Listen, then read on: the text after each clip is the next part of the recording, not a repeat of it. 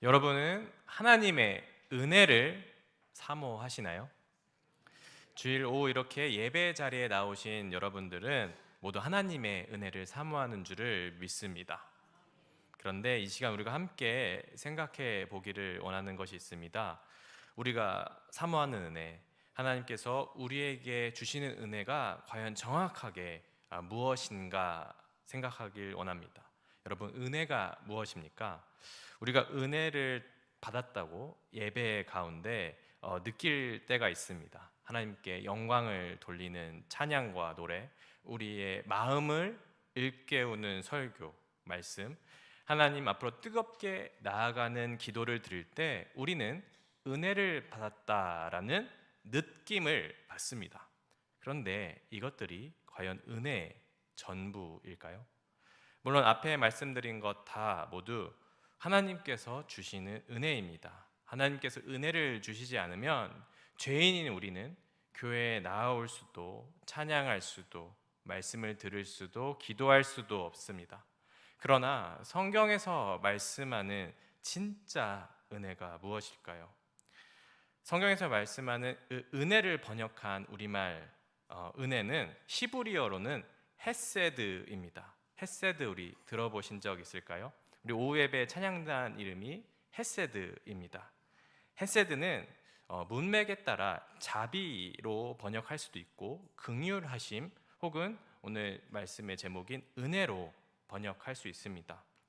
그런데 이 은혜로 번역되는 히브리어 헤세드의 원래 의미는 바로 빚을 탕감한다, 빚을 갚는다라는 의미입니다. 어떤 채무자가 감당할 수 없는 빚이 있는데 그를 불쌍히 여겨서 자비함으로 그를 구제하는 것이 바로 성경에서 말씀하는 은혜, 즉 헤세드입니다. 나아가 헤세드의 진정한 성경적 의미는 하나님께서 우리 지옥에 가야 할 죄인들을 건져서 구원하셔서 바로 천국으로 인도하실 때 쓰는 은혜의 의미가 바로 헤세드입니다. 우리가 스스로 감당할 수 없는 채무, 즉 죄 문제를 해결하시고 우리를 천국으로 인도하시는 하나님의 자비와 그분의 능력이 바로 은혜입니다. 모든 인간은 죄인으로 태어났기 때문에 하나님의 이 죄사함이 없으면 그가 평생 어떤 선한 일을 하든지 상관없이 멸망해 지옥에 가야만 합니다. 하나님에 대한 마음 없이 그 믿음 없는 선행은 결국 그의 이기심으로 하는 것입니다. 다른 사람들의 이런 칭찬을 받기 위해 우리의 의를 드러내기 위해 하는 선행은 참으로 그를 구원할 수 없습니다. 그러나 이렇게 죄로 인하여 비참한 삶을 살다가 지옥에 가야만 하는 우리를 불쌍히 여기시고 구원하시는 하나님의 그 은혜가, 그 마음이 헤세드이고 우리에게 주시는 은혜입니다. 따라서 우리가 사모해야 할 은혜는 이 땅에서 누리는 삶을 넘어서 천국의 삶이고 천국에서 누리는 영원한 생명이 바로 하나님께서 진정으로 우리에게 주시는 은혜입니다. 우리는 이 천국의 구원의 확신을 은혜로 누려야 합니다. 구원의 확신이 있는 사람은 이 땅에서 어떠한 고난이 있어도 이길 수 있습니다. 나에게 지금 어떤 고난이 있더라도 이 땅의 짧은 삶을 믿음으로 견디면 영원한 천국의 삶을 살 수 있는데 어떤 걱정이 있을 수 있겠습니까? 따라서 우리가 진정으로 은혜 받는 삶은 하루만큼 한 주만큼 날마다 천국에 대한 소망을 더할 수 있는 삶입니다. 물론 우리는 영과 육으로 이루어졌기 때문에 이 땅에서의 육적인 소원과 기도와 간구도 필요합니다. 그러나 이러한 것에만 머물러서는 안 됩니다. 우리가 육적으로 이루어진 것 같이 또한 영적으로도 이루어졌기 때문에 우리의 기도가 육신의 필요를 구하고 나아가 하나님께 영광을 돌리며 천국을 소망하는 영적인 기도도 해야 하는 것입니다. 따라서 계산교회 모든 성도님들 영과 육의 모든 필요를 기도하시기를 소망합니다. 여러분, 그런데 오늘 본문에서 이렇게 하나님께서 주신 이 땅의 모든 육적인 필요를 누린 사람이 있습니다. 그가 바로 솔로몬입니다. 제가 이 본문을 처음 읽었을 때 마음이 어땠는지 아시나요? 오늘 본문 읽은 솔로몬이 부럽다라는 게 제 마음이었습니다. 그렇지 않습니까? 솔로몬의 부귀를 보시면 금과 은이 엄청나게 많이 가지고 있어요. 방패로 금을 만들고요. 우리 오늘날로 하여금 정말 큰 부를 누린 사람입니다.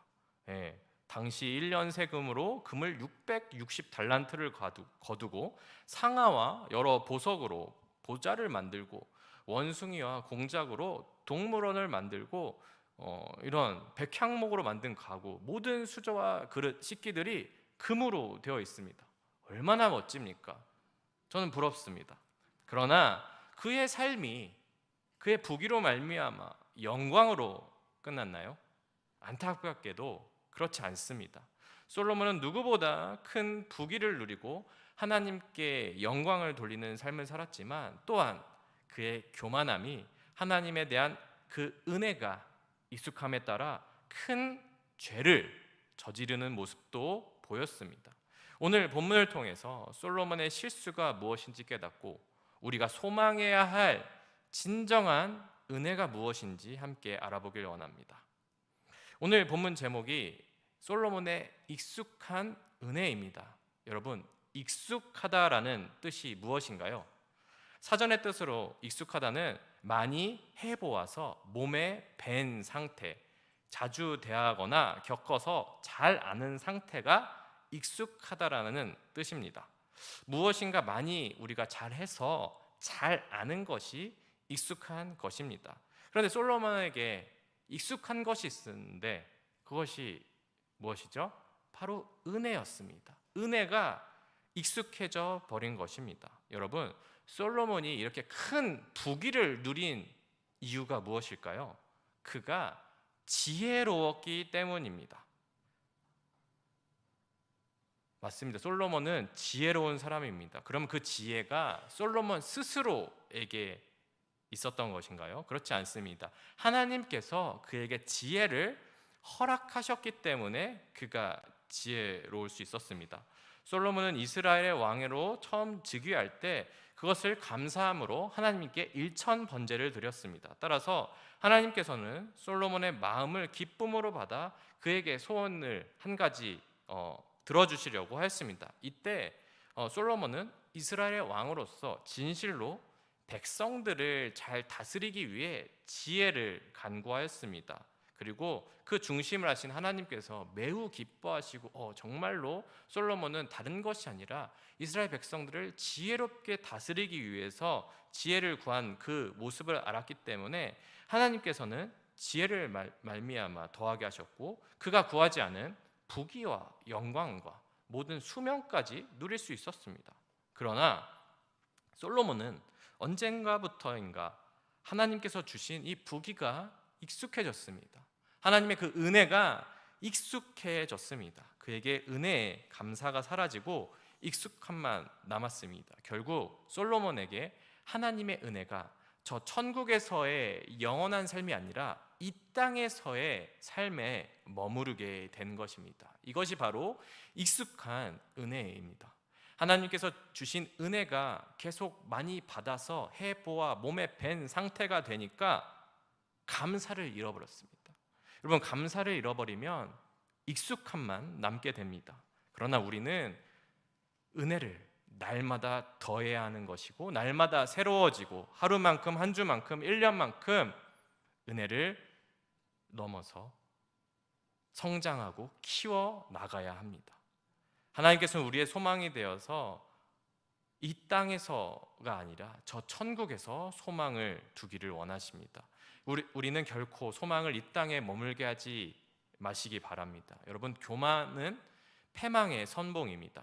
하나님께서 솔로몬을 통해서 오늘 우리에게 알려주고 싶어 하시는 것이 바로 하나님의 은혜를 결코 가볍게 여기지 말고 이 땅의 것으로 가두지 말고 영원하고 무한한 천국의 것으로 알려주고 싶으신 것입니다. 그렇다면 지금부터 솔로몬이 어떻게 점점 하나님과 그 은혜가 멀어졌는지 살펴보겠습니다. 솔로몬이 하나님과 멀어지기 시작한 것은 아이러니하게도 하나님께 받은 지혜로 말미암아 큰 부를 쌓고 그것에 집착하게 되면서부터입니다. 그렇다면 여러분, 솔로몬은 어떻게 불을 쌓았을까요? 하나님께서 지혜와 더불어서 불을 하늘에서 이 금을 옜다 하고 떨어뜨려 주셨나요? 예, 아닙니다.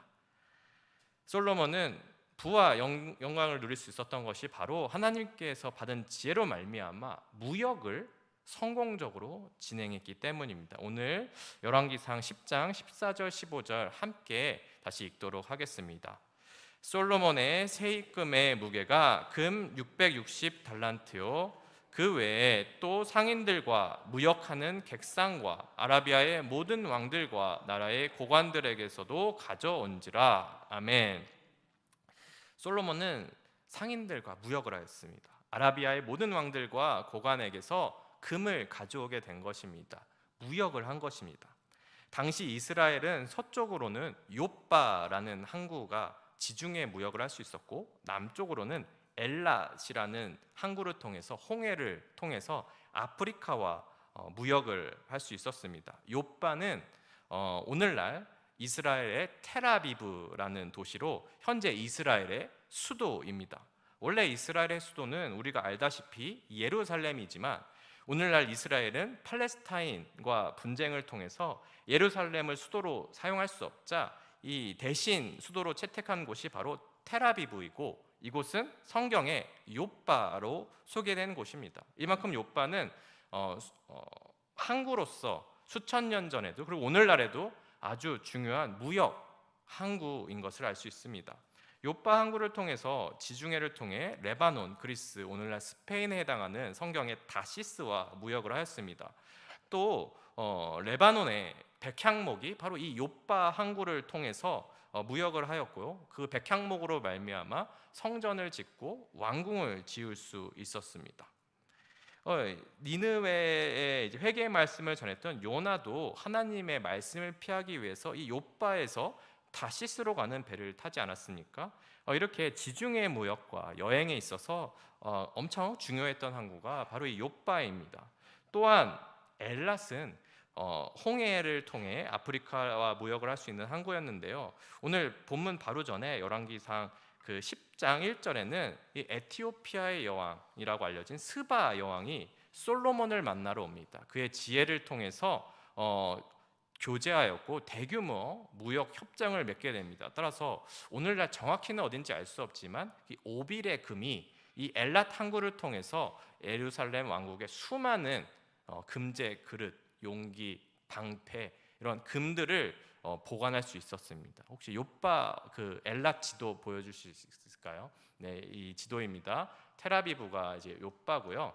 이 블레셋은 이 욥바를 차지하기 위해서 그렇게 이스라엘과 전쟁을 하였습니다. 엘랏은 이스라엘의 최남단에 있는 홍해를 통해서 무역을 할 수 있는 항구였습니다. 이 두 항구를 차지할 때 이스라엘이 부강해졌는데요.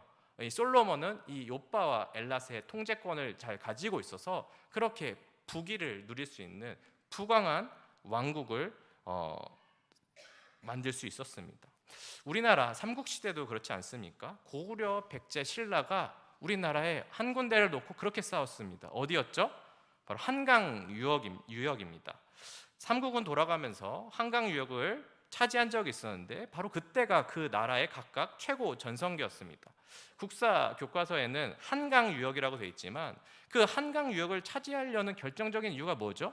우리 인천, 항구를 차지해서 중국과의 무역을 통해서 부강한 나라를 만들기 위해서 이 한강 유역을 가지고 그렇게 싸웠습니다. 네. 그렇게 우리 인천이 중요한 항구였던 거죠. 마찬가지로 이스라엘 당시에도 이렇게 욥바와 엘랏이 중요한 그 무역권을 확보하기 위한 항구였기 때문에 이방 나라들과 그렇게 치열하게 전쟁을 했습니다. 이후에 열왕기하 16장에 남유다 왕 아하스가 당시 아람 왕 르신에게 공격을 당하여서 엘랏을 빼앗겼다는 부분이 나타납니다. 이때 남유다는 솔로몬과 같은 부를 차지할 수 없었습니다. 이렇게 당시에 엘랏은 아프리카의 중요한 무역 창고였는데요. 이렇게 솔로몬이 무역을 잘했기 때문에 부귀를 누릴 수 있었습니다. 그런데 이제 이 부귀가 지속되자 솔로몬은 이 돈을 가지고 이 부귀를 엉뚱한 데 사용하였습니다. 바로 그것은 국방력을 강화하기 위해서 군대를 늘린 것입니다. 열왕기상 10장 26절 다시 한번 읽겠습니다. 시작. 솔로몬이 병거와 마병을 모음에 병거가 1,400대요 마병이 12,000명이라 병거성에도 두고 예루살렘 왕에게도 두었으며. 아멘. 솔로몬은 큰 부를 얻었고 개인을 넘어서 이제 이방 나라도 감당하지 못할 부를 얻자 군대를 양성하였습니다. 병거와 마병을 모았습니다. 병거와 마병 이전에 이제 사실 그런 부도 지나치고 과합니다. 사치스럽습니다.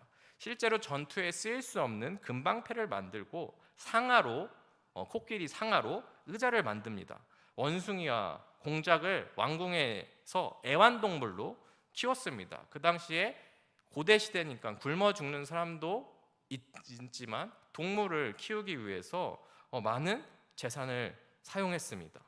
그런데 병거와 마병을 만드는 것은 또 이러한 사치와는 전혀 다른 문제였습니다. 그것은 선을 넘는 것입니다. 하나님께서는 이미 모세 때 모세를 통해 병거와 마병을 만들지 말라고 명령하셨기 때문입니다. 신명기 17장 16절 17절에 이제 나오는데 띄워주시겠습니까? 네, 함께 읽겠습니다. 시작. 그는 병마를 많이 두지 말 것이요 병마를 많이 얻으려고 그 백성을 애굽으로 돌아가게 하지 말 것이니 이는 여호와께서 너희에게 이르시기를 너희가 이후에는 그 길로 다시 돌아가지 말 것이라 하였음이며 그에게 아내를 많이 두어 그의 마음이 미혹되게 하지 말 것이며 자기를 위하여 은금을 많이 쌓지 말 것이니라. 아멘.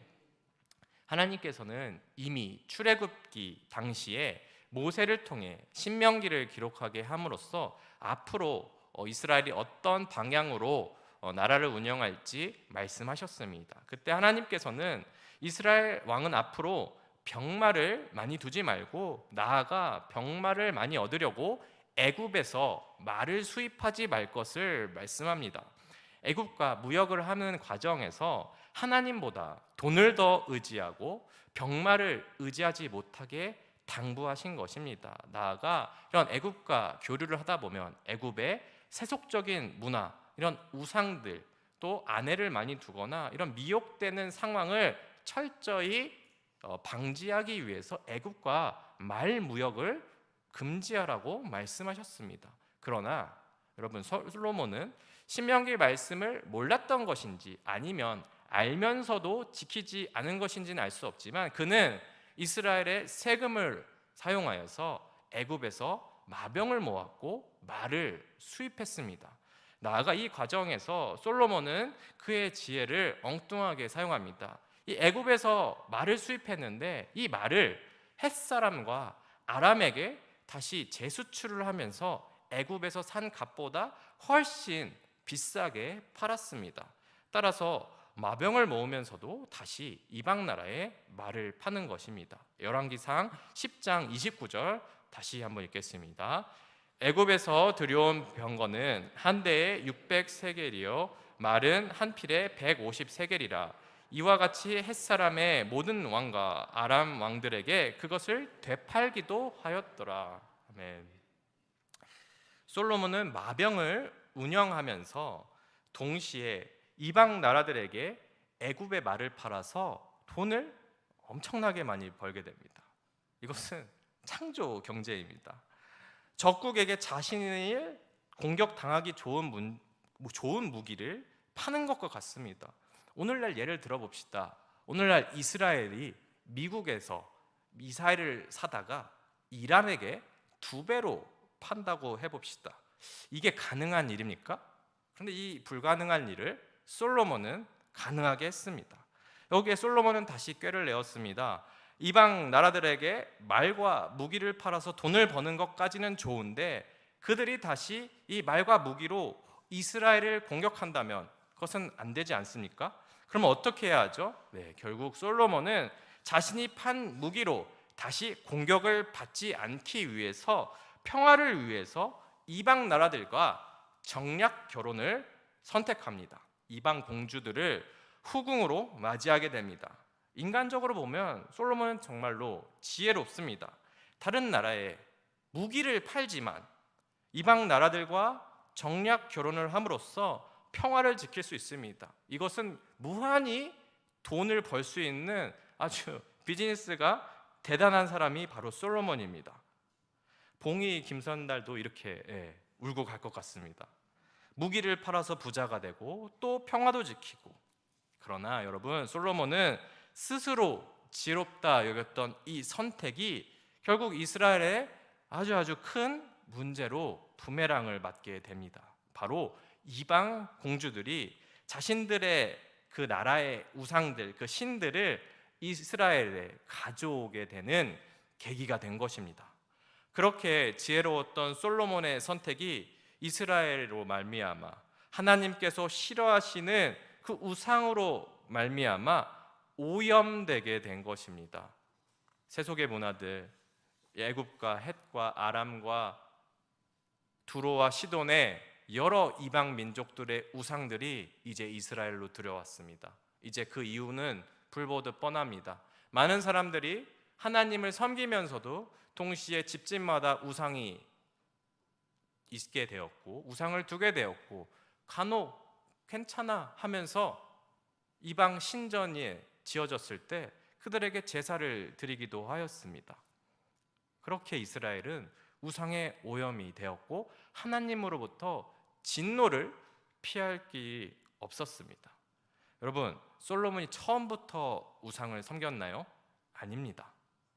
이스라엘 백성들이 처음부터 우상을 섬기고자 노력하지 않았습니다. 그러나 솔로몬과 이스라엘 백성들은 자신들에게 날마다 부어주시는 그 은혜를 잊어버렸습니다. 그 은혜가 익숙해져 버렸습니다. 익숙함을 넘어서 이제 그들의 소망은 더 이상 하늘에 있지 않았습니다. 그들의 소망은 땅에만 있었습니다. 결국 그렇게 그들은 하나님과 멀어지게 되었습니다. 결국 솔로몬 이후에 그의 아들 르호보암에 이르러서 이스라엘은 북이스라엘과 남유다로 나눠지게 됩니다. 솔로몬 이후에 2대, 3대, 4대 내려간 것이 아닙니다. 바로 그 다음 르호보암 아들 때에 이르러서 곧바로 남쪽과 북쪽으로 갈라지게 되었습니다. 그들은 하나님의 말씀대로 살지 못했습니다. 병과 마병을 둘지 말라는 그 하나님의 말씀에 그 경고를 무시하였고 그저 부귀만 쫓았습니다. 돈만 쫓았습니다. 그러면 우리는 어떻게 해야 하나요? 우리는 솔로몬의 그런 모습을 어떻게 닮아야 합니까? 사실 솔로몬은 하나님께 지혜를 간구했던 하나님의 사람이었고 수많은 시편과 잠언과 전도서를 쓴 우리의 신앙의 모범적인 선배입니다. 그러나 그의 결말이 너무나 안타깝습니다. 그래서 우리는 전도서를 읽어야 합니다. 솔로몬이 그렇게 부귀를 누렸고 하나님과 함께 동행하였고 하나님의 사람으로서 삶을 살았지만 결국 헛되고 헛된 부귀를 쫓아 이스라엘을 망쳤던 자신의 후회를 우리는 새겨야 합니다. 우리는 익숙해진 은혜로 말미암아 그의 교만했던 모습을 경계해야 합니다. 그런데 여러분, 본문에서 우리가 솔로몬이 교만해졌다고 판단하지만 사실 우리 안에도 이미 익숙해져 버린 은혜가 있지 않습니까? 하늘이 아니라 이 땅에만 소망을 두고 사는 모습도 있지 않습니까? 구원에 대한 확신보다는 이 땅에서의 안락한 삶을 더 소망하지는 않습니까? 우리가 입으로는 하나님의 은혜를 구한다고 하지만 그렇지 못한 삶을 살고 있지는 않습니까? 하나님께서는 죄인인 우리를 구원하시기 위해 예수님을 이 땅에 보내서 십자가를 지게 하시는 구원의 은혜를 베푸셨습니다. 그런데 이렇게 예수님께서 십자가를 지시고 우리를 구원하신 이유는 우리가 이 땅에서만 잘 먹고 잘 살기 위함이 아닙니다. 이 땅에서의 삶, 어려움 가운데서도 천국을 소망함으로 더욱더 복음이 전파되길 위하여서 예수님께서 이 땅에서 죽으셨습니다. 예수님께서는 이 땅에서 부귀를 누리지 않으셨습니다. 인간의 눈으로 볼 때 예수님은 실패의 삶이었습니다. 십자가를 주시고 복음 전파의 결과가 죽음이셨습니다. 우리가 예수님을 믿노라 하고 예수님을 본받는 삶을 살겠노라 한다면 우리는 이 땅의 안락함보다 고난이 있을지라도 예수님처럼 살기를 소망해야 합니다. 그것이 우리가 누려야 할 진짜 은혜입니다. 날마다 새롭게 소망해야 할 진짜 은혜는 예수님을 본받아 사는 삶입니다.